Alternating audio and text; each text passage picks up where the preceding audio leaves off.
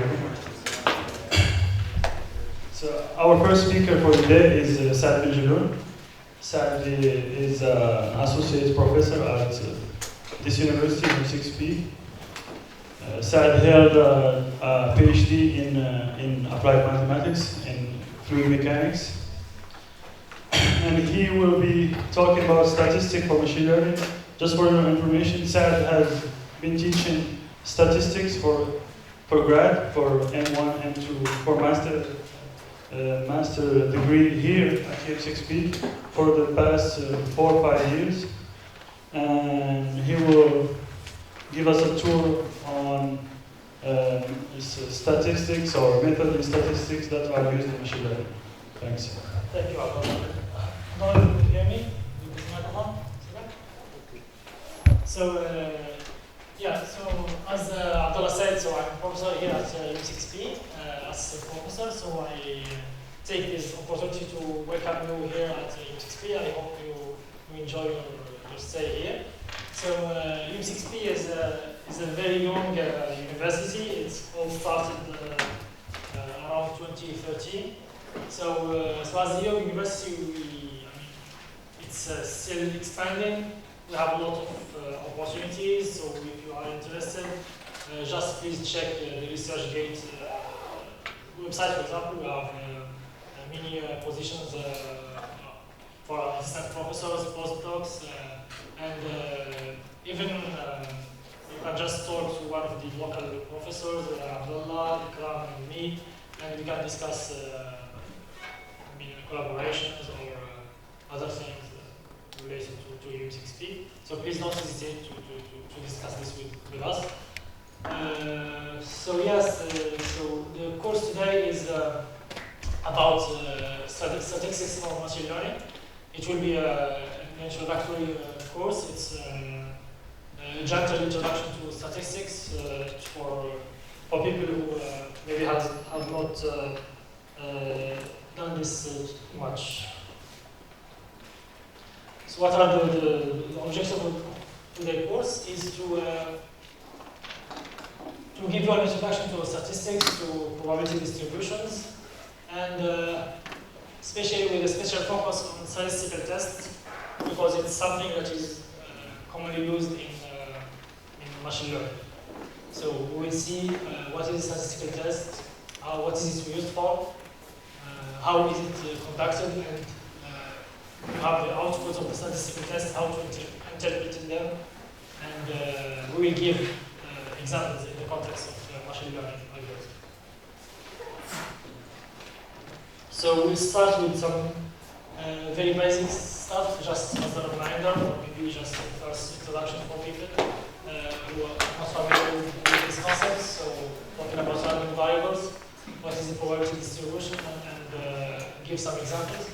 And then we will switch to statistical tests, what is the general philosophy behind, and what is the methodology. And we will finish with some examples, t-tests, and statistical tests for linear regression, for example. And we will give some advanced examples at the end in the context of machine learning, and give you some reference if you want to go for it.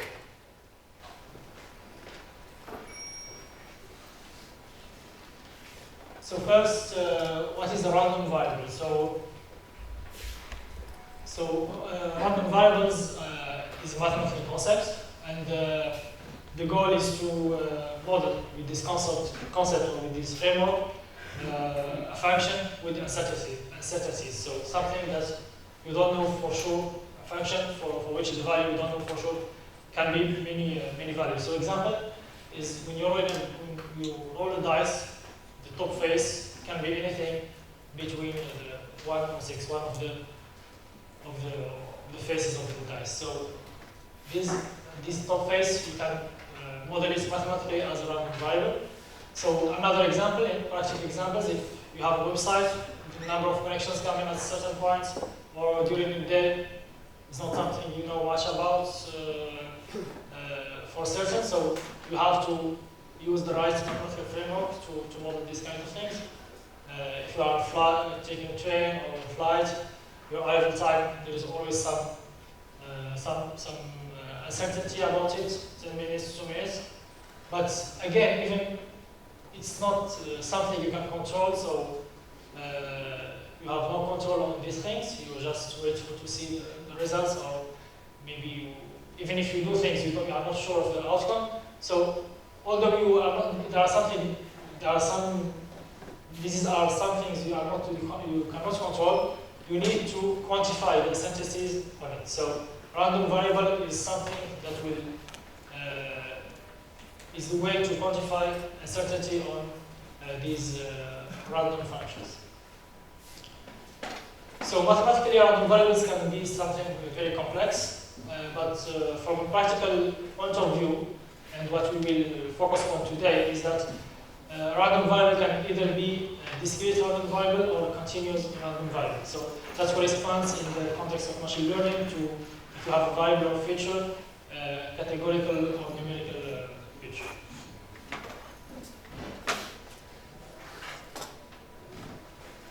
So as we say, so generally we will talk either about discrete or continuous random variable, and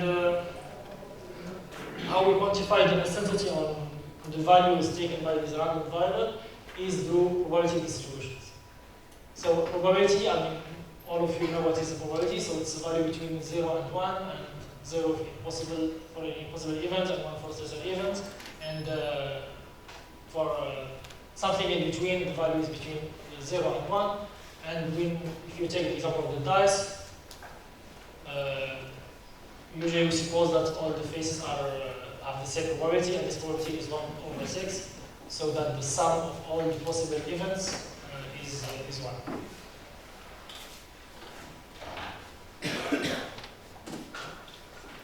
So when the random variable is discrete, the probability density is also called, the corresponding is of the type of discrete probability density. And for continuous random variables, we have continuous probability densities or probability distribution.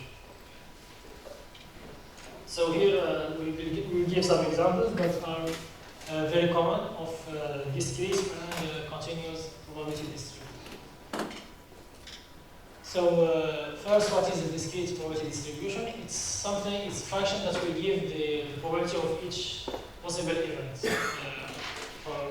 So for example, the uniform distribution, it's a distribution on a finite number of possibilities, and for each possibility you have the same probability. So in the example of the dice, for each I between 1 and 6, you have the same probability of 1/6. Another example of discrete probability, which has only 2 outcomes, so that we note 0 and 1. You have a probability p for the outcome 0 and 1 minus p for the outcome 1. And so this is actually a family of probability distribution, because you have this parameter p that can be anything between 0 and 1. Another example very common of discrete probability functions or probability densities is the Poisson probability density, which has this formula. So this is, for this function, you have an infinite number of outcomes. So the outcome k can be 0, 1, anything between 0 and any integer, and you have this formula for the value of the probability for the outcome k, and all this, if you sum over k from 0 to plus infinity, you have 1. And also, this is a family of probability densities, and because you have a parameter lambda that may vary. So here we plot the Poisson for different values of lambda. So lambda equal 1 is the yellow point. Lambda equal 4 is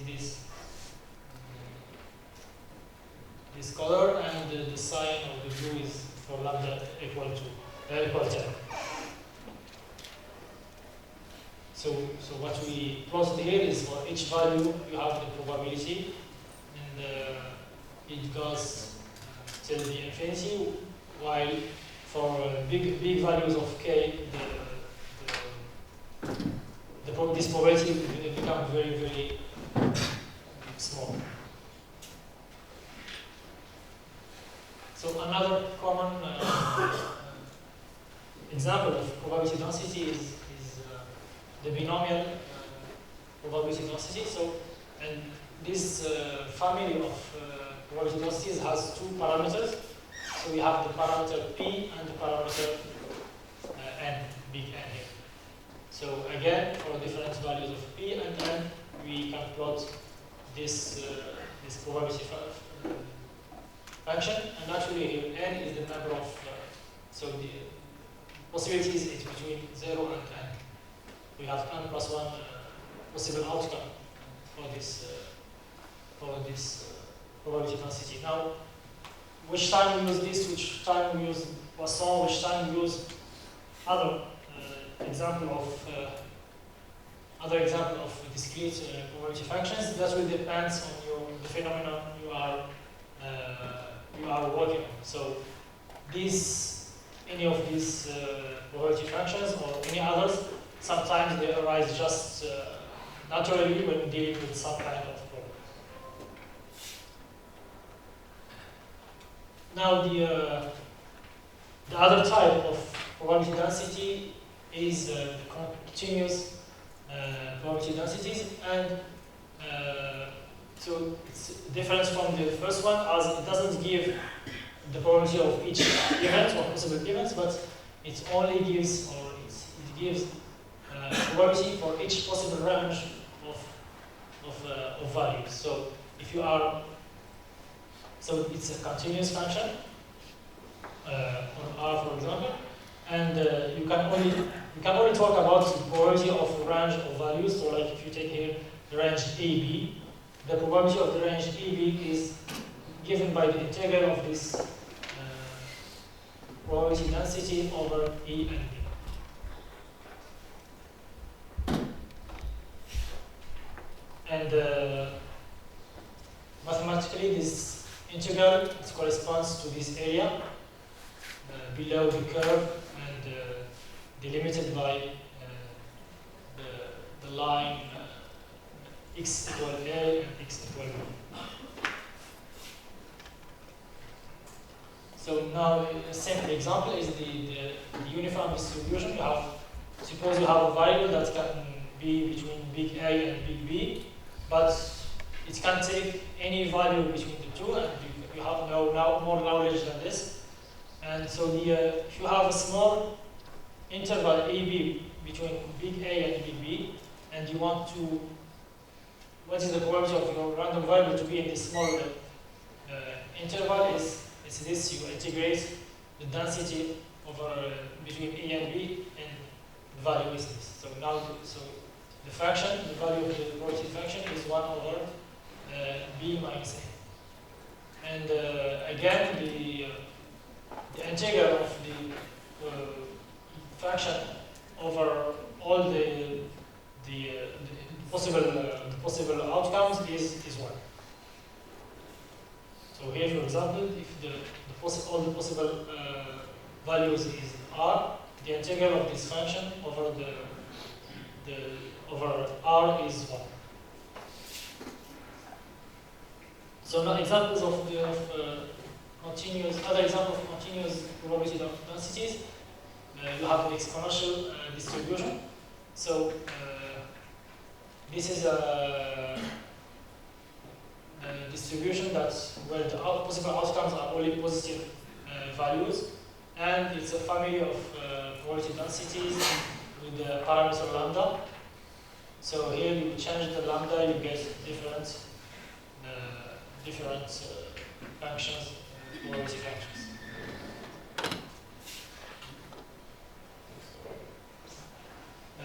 Very common and very used distribution is a normal distribution. So it has two parameters, mu and sigma.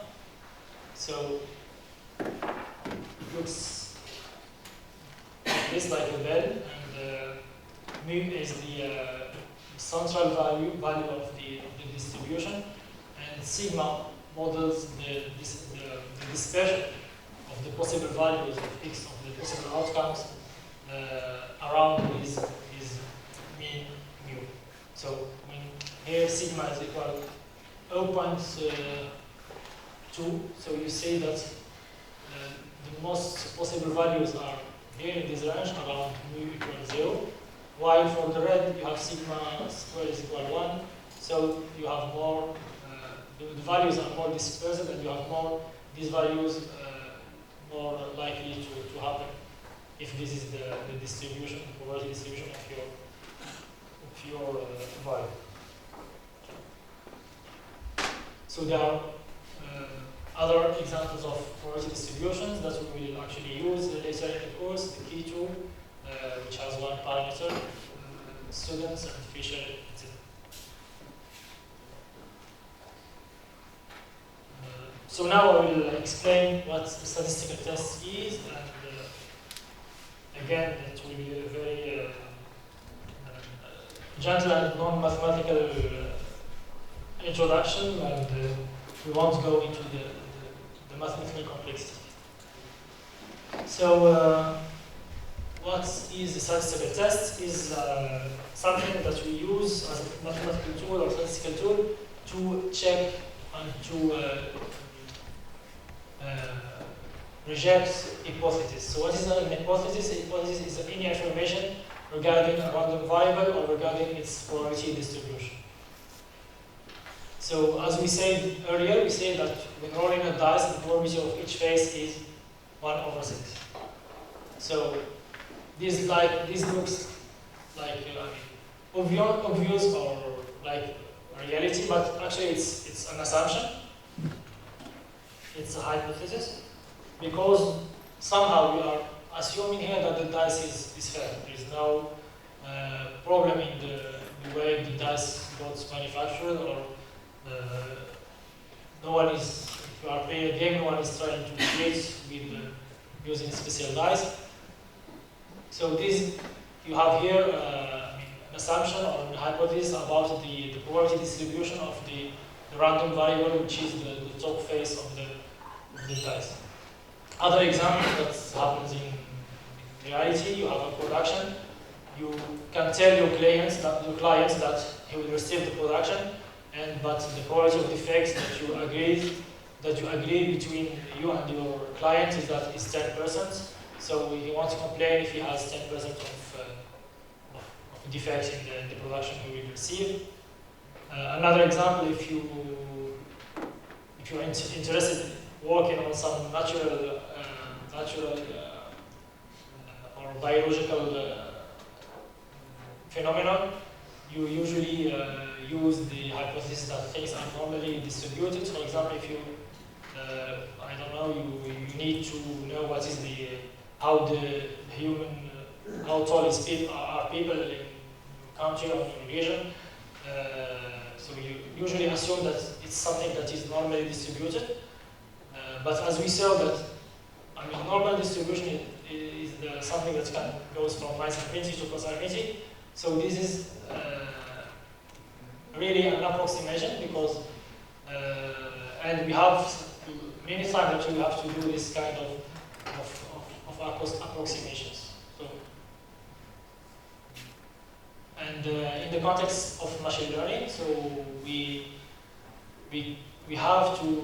can make such hypothesis about a random variable and its outcome, or the link between two random variables. So if you have two algorithms, for example, E and B, and you have computed their performance or the score over a group of test cases, or over maybe scaffolds of a single test case, you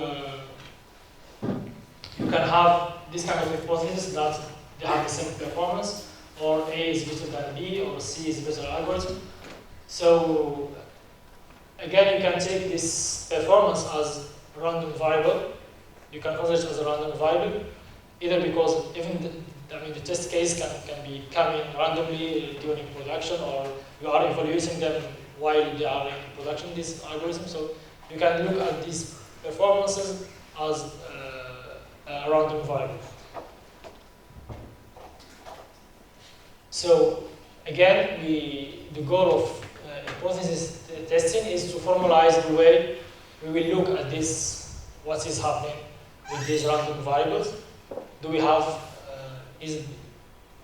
how do we check the hypothesis, or we reject the hypothesis that an algorithm is better than B, than another one, depending on what we are observing as outcomes. So the hypothesis we want to check, we noted always H0 in this context of statistical tests. And the goal is to say if we can adopt H0, or do we have good reason, or we have enough data against H0 so that we need to reject this H0. So this is the why, or how do we do statistical tests, and why we do it is to check if we have enough evidence in the data to reject the hypothesis H0. So in the context of a trial, for example, you have a person who is accused of something, so the judge is asking himself this kind of question: is the accused person innocent, or do we have a good reason to contain him? So why we are talking about this example? Because this hypothesis H0 is always the preferred one. So in the case of this trial, we don't want to actually, the judge don't want to condemn people who is innocent. So the preferred hypothesis is H0, which is the person is innocent. So H0 is always your preferred hypothesis somehow, and you don't want to make to reject it while being wrong. So we don't want to condemn people if they are innocent. So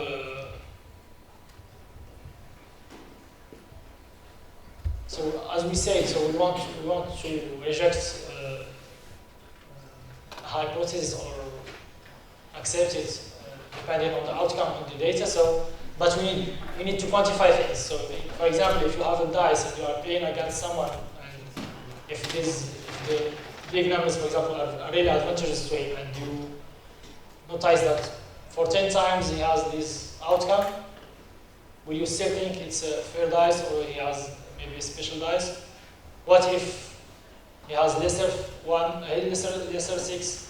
So is this strong evidence? Is this stronger one or less stronger one? So we need to have quantitative way to say how much evidence we have against the hypothesis H0. And the idea of statistical test is to evaluate the likelihood of the observed data under the hypothesis H0. So if you suppose H0, if you suppose the dice is fair, a good way to quantify things is to say what is the likelihood of this happening if the dice is fair, and what is the likelihood of this happening if the dice is fair.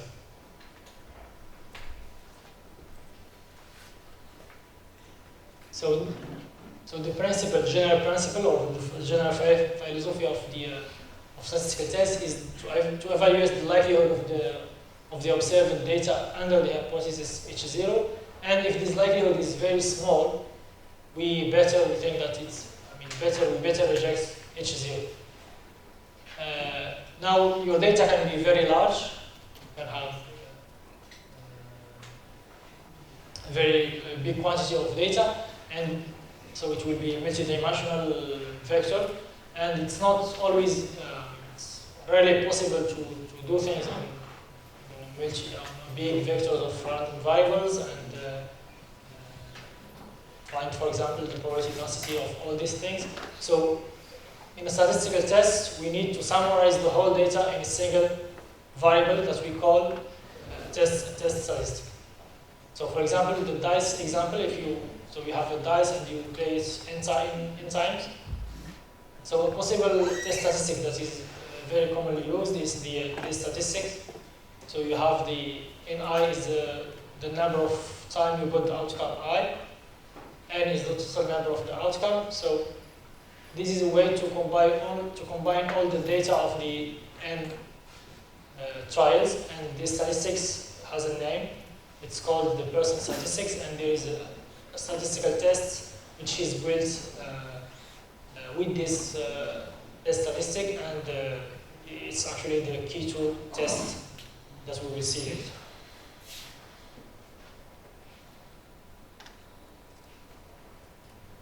So the first thing we say is that we combine all the data in a test statistic, and now to conduct, we cannot use all in a combination.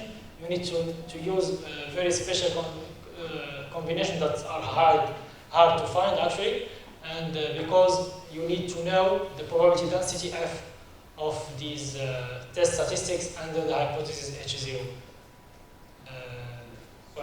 So once you have this random variable which combines all the data, you need to be able to say that my probability density of this variable under the hypothesis H0 is something like this curve. So this is not something very easy to do, and usually what we know, we only know approximately or asymptotically these probability density function. And what we mean by asymptotically is that if data is infinite, then these become the distribution. But if the data is large enough, we suppose that our probability density is very close to this one, so we can work with this asymptotic probability density and do things with it.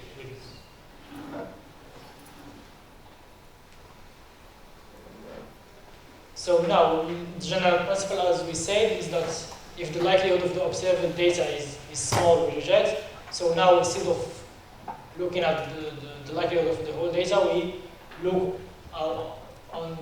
look to the test statistic where we summarize all the data. So the principle now becomes, if the likelihood under H0 of the observed value of the test statistic is very small, we better reject H0.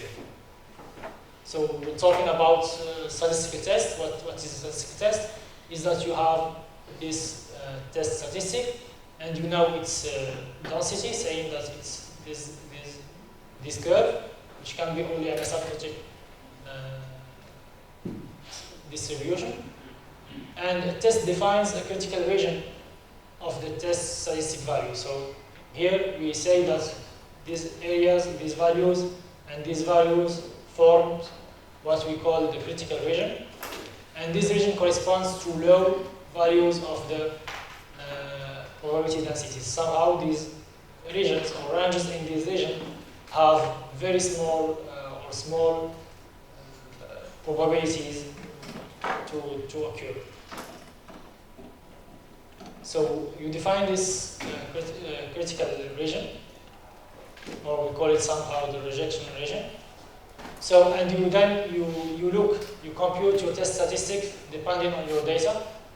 And the general methodology is that if this test statistics is in the rejection region or the critical region, you can reject the hypothesis H0. If the outcome of the test statistics occurs in outside the critical region, then you don't have enough evidence to reject your null hypothesis H0.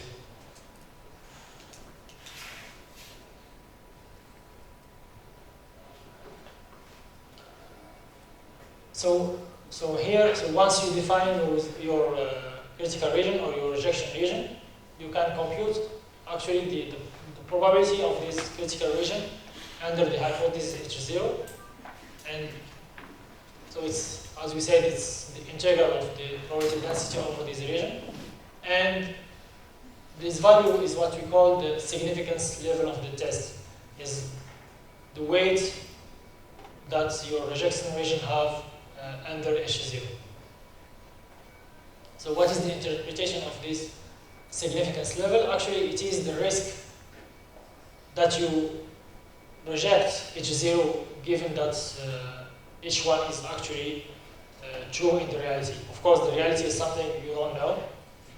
So if H0 is true, what you know is that if H0 is true, you have this distribution for your test statistics. And if you choose this critical region, this will give you the probability. I mean, the probability of this test, this rejection region will be the probability that you will reject H0 while it is being correct in reality. So, again, in the case of trial, for example, if we say that these values are very unlikely to happen if the person is innocent, so if this happens, you choose to condemn the person.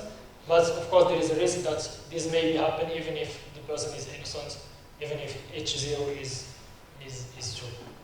So this alpha is a risk that you want to minimize, and how much you want to minimize it will depend on the problem. The usual value of alpha is taken to 5%, but again, it depends on the problem.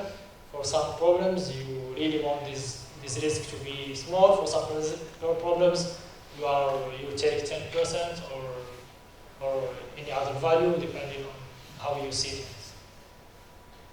So this risk is very important. So we always start by setting a value of alpha before that and we will do the tests that correspond to this alpha. And what we mean that the test corresponding to alpha is to set your alpha, for example, to a value 5%, and then you have the distribution of your statistic test, and you should see or find the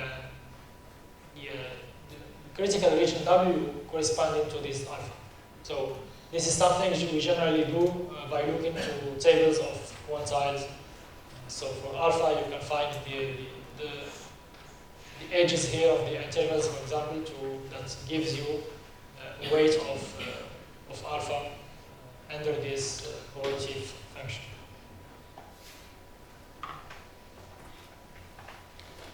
So just to summarize how test is conducted.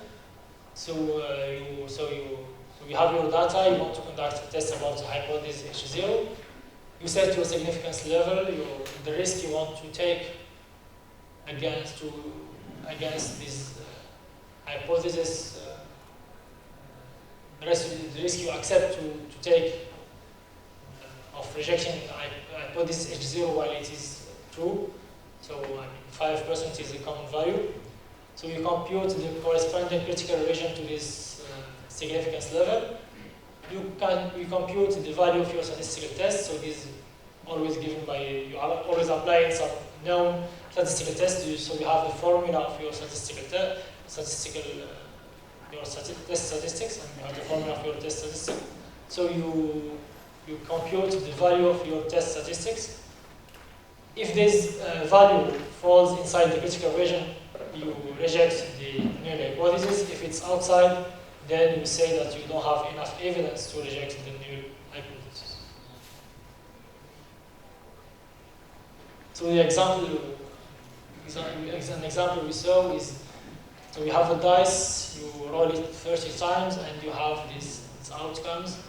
So we don't have to list all the outcomes of the 30 tests or 30 points. In this test, we only need the number of time each value occurred. So we can the data can we just say that the data is this. So phase 1 is happened 3 times, phase 2 occurs 7 times, 3 5 times, etc. for the 6 possible values. So you compute the person statistics, and which is here, and you got the value of 9.2. So the test that uses this person statistics is called the Key2 test, because we know mathematically that these statistics follows asymptotically a Key2 distribution, and Key2 distributions are a family of probability densities that have a parameter, and the parameter you should take here is the number of outcomes minus 1. So here this random variable, or this statistics follows asymptotically key to distribution with the parameter 5. So if you take a risk or significance level of 5%, so it will be 0 here missing, so 5%, the critical region is 11 plus infinity. So here you are outside the critical region with this value. So what you will conclude is that for these outcomes, you have not enough evidence to say that this dice is not fair.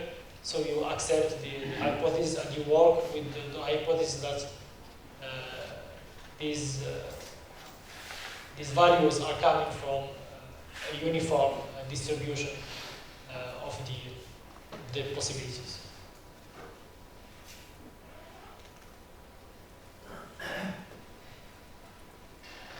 Now we introduce what is a p-value. So we saw this first way to apply test statistics, given the way we presented things. Now the common way is to compute a p-value, and we will see what is a p-value is.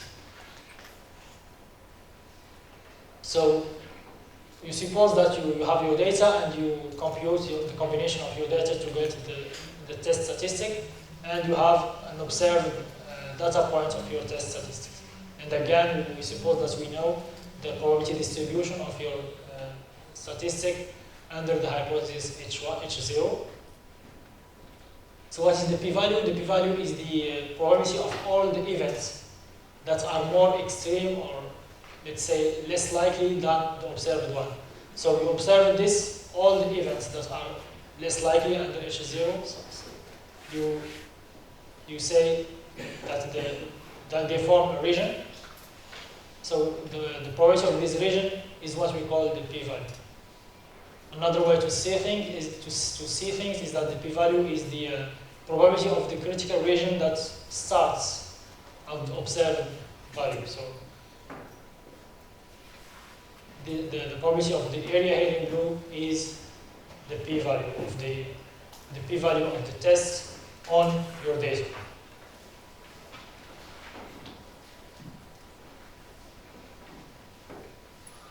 So, and we know, so if you assume that your probability is continuous, so this p-value is the integral over this region. So if you observe statistics has the value t, so this region we call it wt, and this p-value is the integral of f over wt.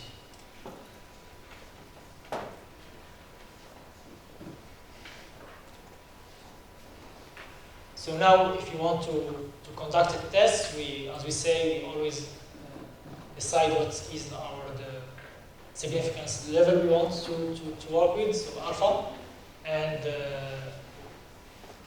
what is the link with p-values is that the way now the tests work is that you have only to see if the p-value is smaller or bigger than the significance level you want to choose. So the significance level, it's we say that it's the weight of the critical region, and the p-value is the weight of all the events that are more extreme than what you observe. So if the p-value is smaller, we will reject the hypothesis H0. So if it is smaller than alpha, we reject the hypothesis H0. So why and how is this linked to the previous way to see things is that, so you have if you have a critical region starting here, for alpha, for example, for the value of alpha, you have a critical region starting here on the red line. So if you observe a value here with a p-value smaller than alpha, that means that you are inside the critical region. And so actually you should reject your hypothesis H0 because you are inside the p-value. If p-value is smaller than alpha, that means you are inside the critical region, and you should reject your hypothesis H0. Now, what the other possibility is that the p-value can be bigger than significance level alpha. So that means that here you set your critical regions at this part, starting from here. this tail of the distribution. And so if you observe the data is here, that means that you are outside the critical region, and here we cannot reject H0 at the significance level alpha.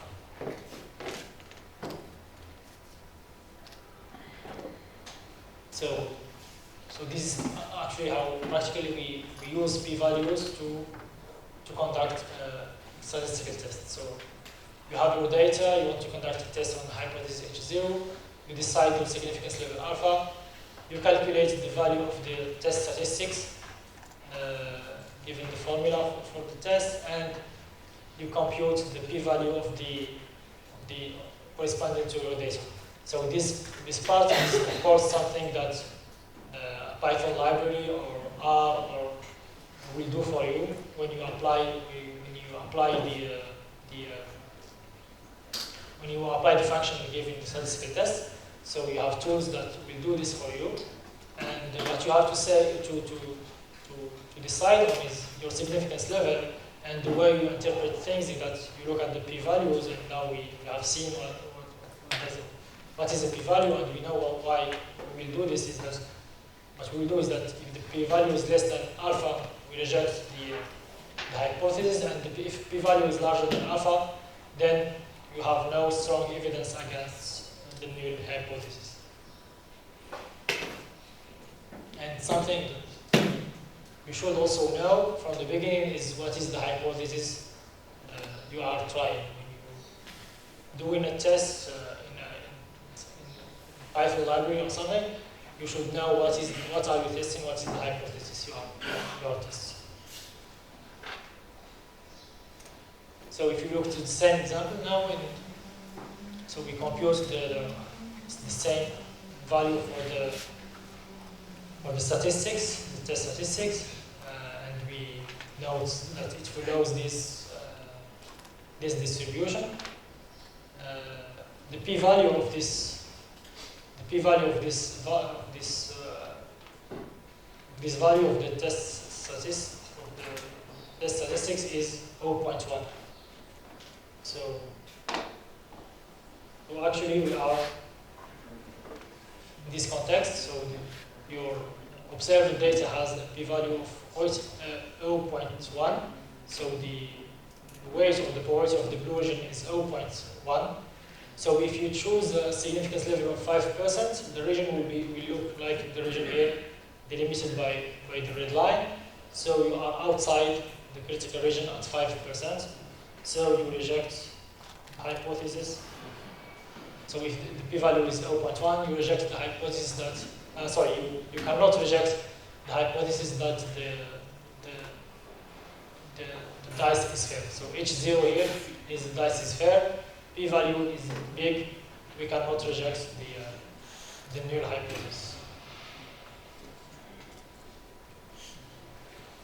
So here another example of statistical tests. We will talk about the t-tests. So again, it's one of the simple examples we can have. So say you have a sample of your data from some population, and you want to check some hypotheses about the mean of this data over your population. So is the mean, your hypothesis you want to check is the mean of X over my population is a certain value of mu. And so the test statistics is this one. So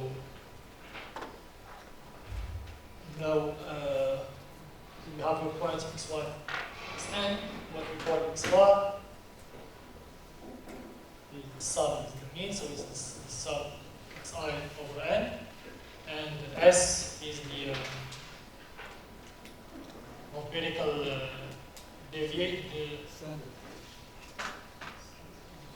standard deviation, but the empirical one. So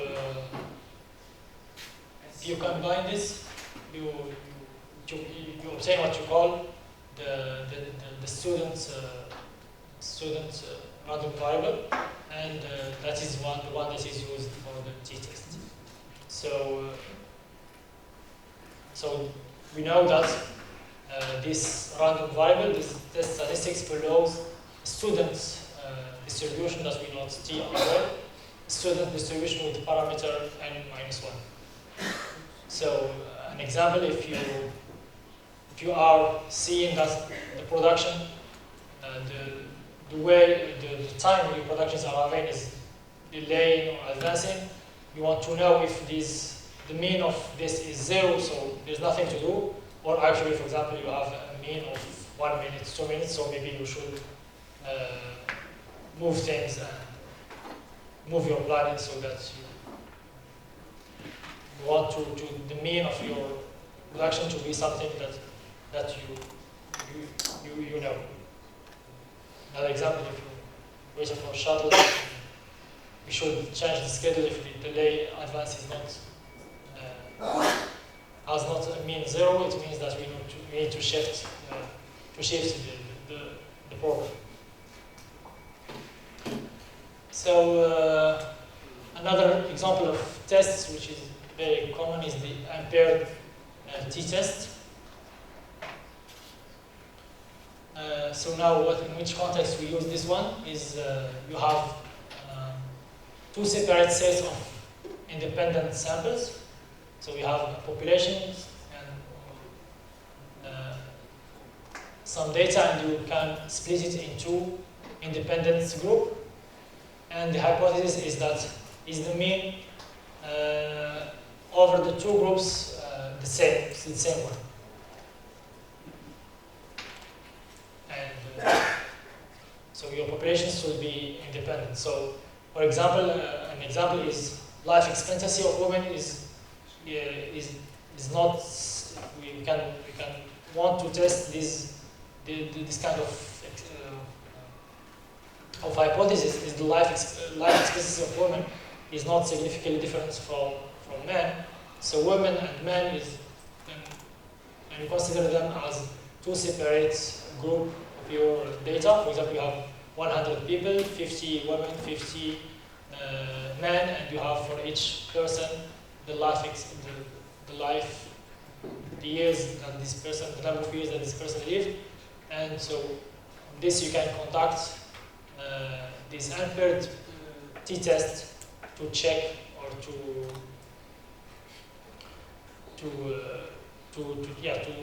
test the hypothesis that this variable life expectancy or life range is independent, or is the same over the two groups. And so the formula of this test is this one. So MA is the mean for the group A, MB is the mean for the group B, and you divide this by this number, where S is this empirical standard deviation or empirical variance. So it's a variance. So it's the empirical variance. And we know that mathematically we prove that this variable follows asymptotically again a student distribution with these parameters. So when you are looking for quantize to define the limit of your critical region, or when the tool is computing the p-value, it's using tables of this probability density. So usually, actually, you don't have to do this because the tool is doing it for you. So the last example of t-test is the paired samples t-test. So now you have your data is in two groups, but the point 1, for example, there is points x1 and y1 are linked somehow, and what happens practically is that, for example, they correspond to the same individual in your same thing in your data. For example, so you have two groups of data, and you have, for example, people taking some medical treatment, and you have their weight before taking this treatment, and maybe 6 months later you have the weight, and you want to know you want to know if this medical treatment has an effect So what you want to test is the mean before taking this medical treatment is the same mean after taking this medical treatment for 6 months. So if the mean is the same, then you can say that somehow the medical treatment has not effect. If you see that no, we should reject this hypothesis, it means that maybe these medical treatments will make you gain weight or lose weight. So what is the statistical test for this is the first thing you do is that you compute the differences between the paired values. So that you compute this series DI, and you compute the mean of DI and the empirical standard deviation of this series DI, and you combine things in this test statistic, which is called paired samples t-test. So again, we know that this follows a given probability distribution, and you will get the p-value corresponding to this from the library you are using, or by doing maybe things by hand, looking to tables. If the p-value is small, you reject the hypothesis that the two samples have the same mean. If the p-value is big, then you don't have enough evidence to reject H0.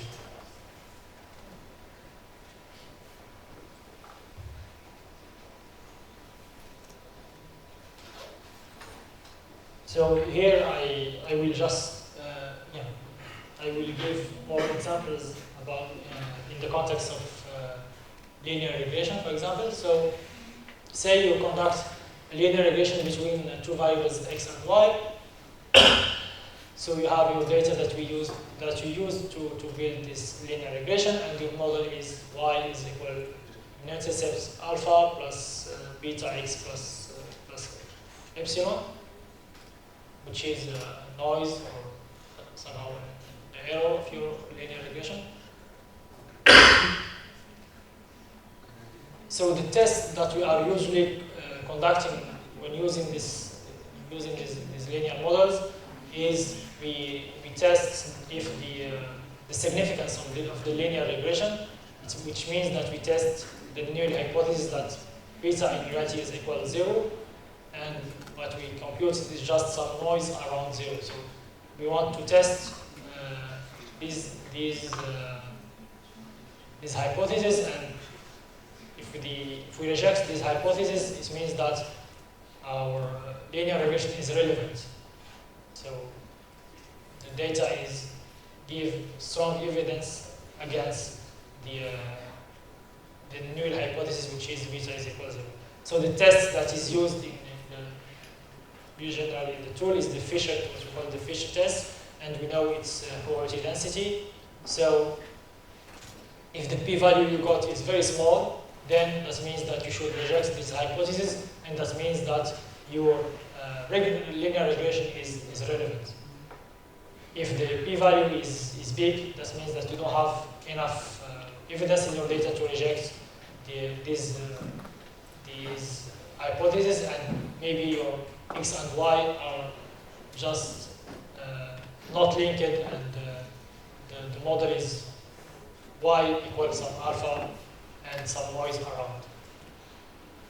So if you, for example, if you are using Python, the symmetry library, you can guess you build a linear model and you fit it, and then you can do put p-values to get the p-values of these tests.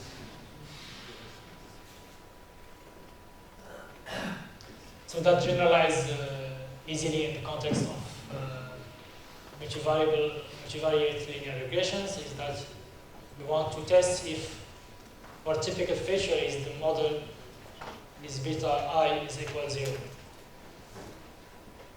So if you accept, if you don't have enough evidence in the data to reject the hypothesis, if your p-value corresponding to this test is big, that means that maybe you should remove this feature, because the right model is the one, or the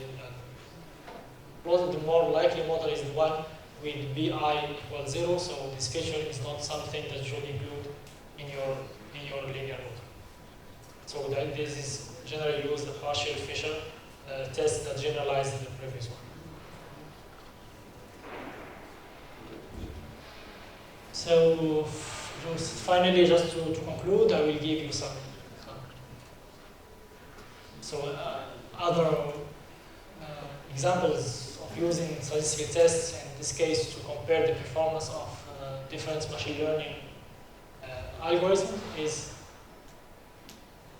so this is something that we need to do. We have some machine learning methods. We have, for example, 2 methods, and we need to see which one is better than the other one. And if we use statistical tests, it's a formal way to do things and to quantify things. So if we just do, for example, testing on many test cases without paying attention if the tests are independent or not, we can maybe doing something that has statistical fluke. So that's why we should use the methods that are proved rigorous and correct.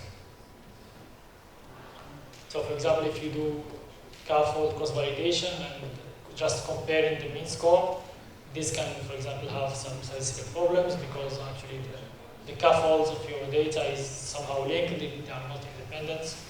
So that's how, statisticians or machine learning practitioners have created these statistical significance tests to address correctly these problems and avoid wrong interpretations. So we just gave here the name of some commonly used tests, and for example, you can see this reference for presentation of these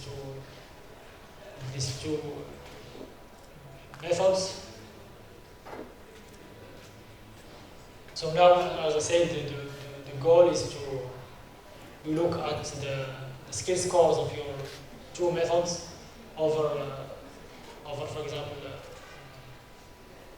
K-folds of testing tests, and you observe the different performances, and you look at these performances as some random variable, as some values for your random variables. So you can see in this reference what's called the McNamara test or the 5 plus 2 cross-validation per t-test. And actually, so the course today will stop here. And please, if you have questions about the previous points, I'm happy to answer.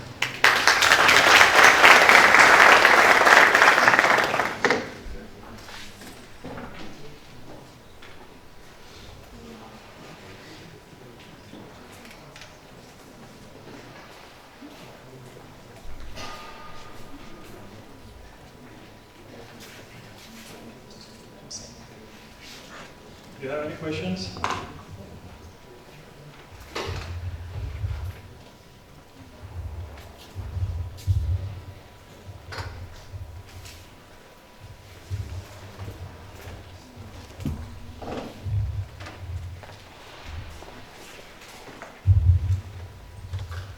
Thanks very much for your presentation, Saad. I found it very informative, but I struggle to distinguish between what would be statistics for machine learning and what would be normal statistics. Because everything you have discussed so far, it is something that we teach probably students in quantitative methods or in, I would say, inference statistics, especially when we talk about tests, etc. But what would be special or peculiar to machine learning when we talk about statistics? What would be, in particular, applicable to machine learning and probably not to other domains? Thank you very much. So yeah, you're right. What we present is here is what we call the inferential statistics. Now, it's something that is used in machine learning. Sometimes the tool is using it for you, but actually you need to know what the code is doing, what the library is doing for you. So it's important you know classical statistics in the context of machine learning. Now, depending on what you are doing on machine learning, you may need Bayesian statistics, which is maybe different from this classical statistics. So, yeah, for example, Bayesian statistics can be something that is more linked to machine learning.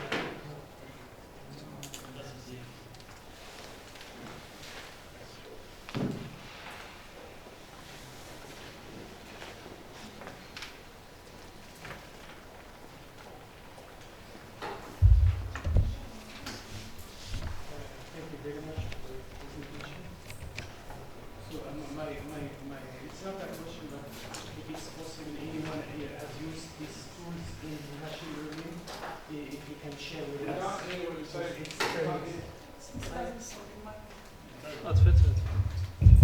Just I wanna know if anyone from the audience has used statistical tests in his machine learning research, for example.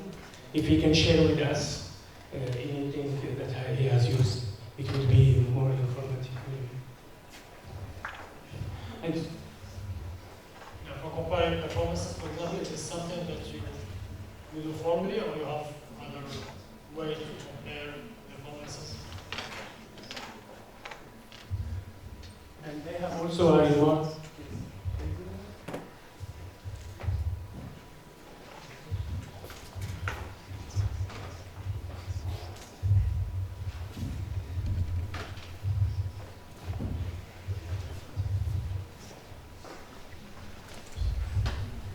Thank you, Saad. I just have one question that bothered me for a lot of time. How can we be sure that our test set came from the same distribution of our train set?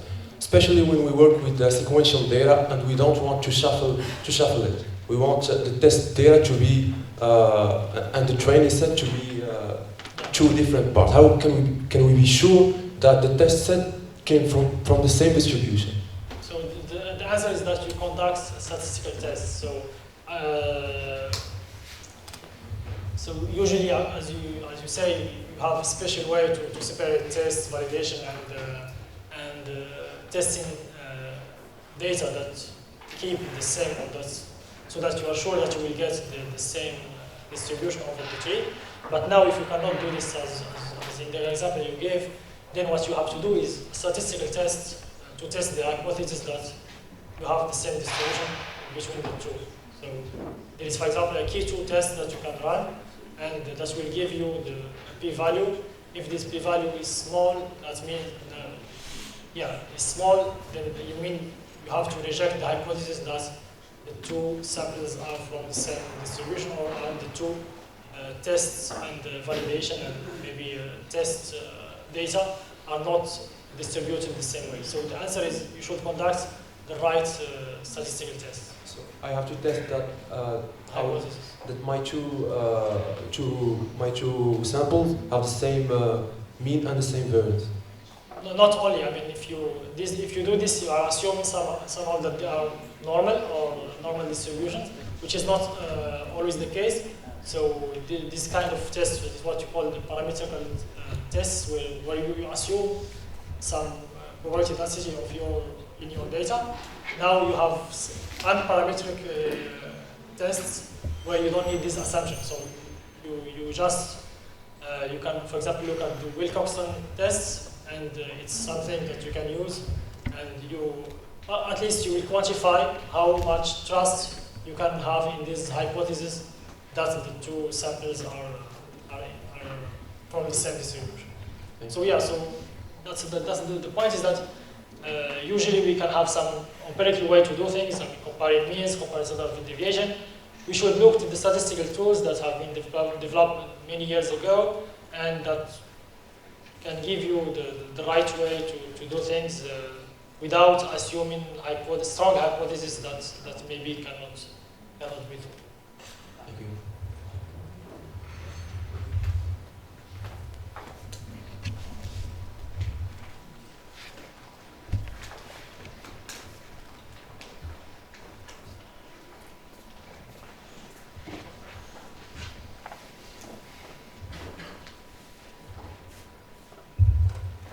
Hi, thank you for your presentation. My question of these tests to do feature selection, for example, for detecting the dependence of different variables and something like that. Thank you.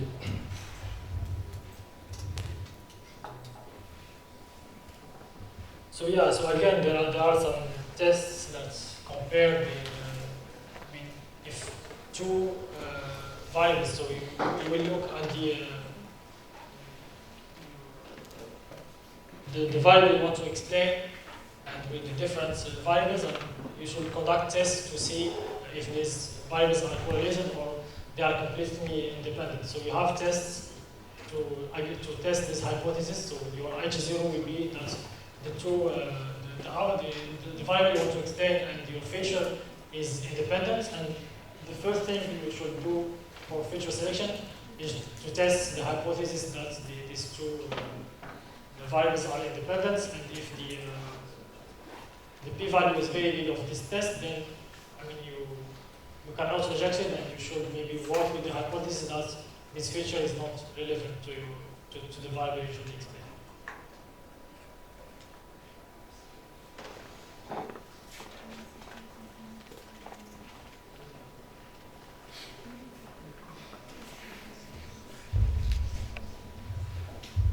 Thank you, Saad. In the context of deep neural networks, you have lots of layers, and each layer, the output is from different distributions. And I've been wondering how we can use these techniques to solve this problem. I know that in deep neural networks you use batch normalization, but in the context of RNN, for example, I'm wondering how we deal with that. So I'm not really an expert in deep learning. I don't have an answer, but maybe if one of the lecturers you have an answer.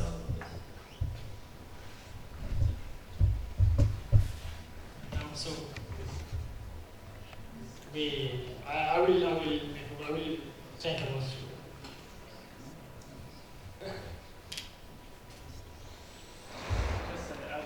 about it. Statistical tests.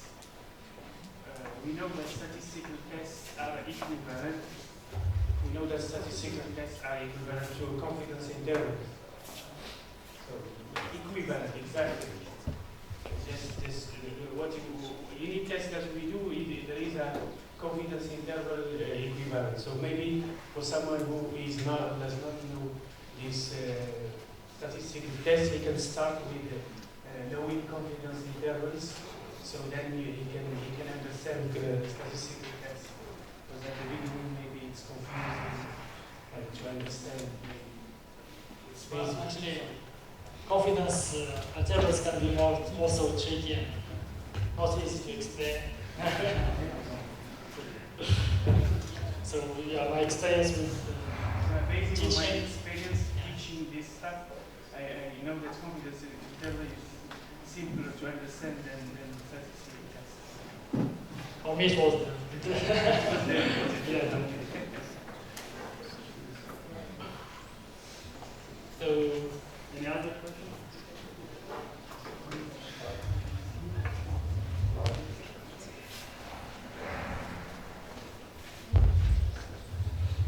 Thank you for this presentation about the fundamental on statistics for machine learning. Usually used in the preparation of the data set and the evaluation of the models generated by machine learning algorithms. I asked about the output of machine learning algorithms. There are many statistics as test or evaluation measures, similarity measures, on the output comparisons on testing data or training. Is this tests are in the field of statistics tests? At the output of the Yes, the output of machine learning Yes. algorithms. I'm not sure I understand. Like accuracy, sensitivity, Yes. sensitivity Yeah. for testing the performance of Yeah, so is there algorithms. any link between these? Yes.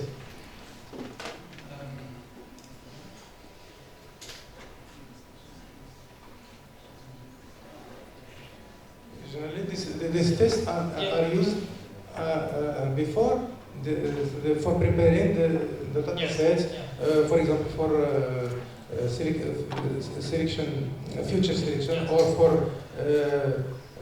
estimating missed data or. Yeah. So I don't think so. If you in the context of classification or Yes. post positives, accuracy, and things, I don't think there's a strong link between statistical things. For me, it's two things maybe totally There are the way I see it now, but maybe I can. in general, at the most works for evaluating performance of machine learning algorithm, we use this accuracy, sensitivity, dice, Yes. etc. Yeah. Thank you.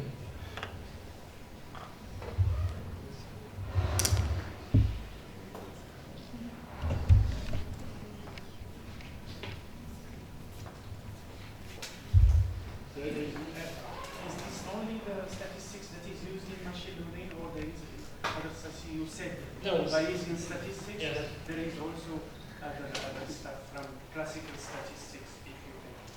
Yeah, I mean, estimation, for example, is also something that maybe that is used. I mean, in the libraries, but usually maybe we won't see it. I mean,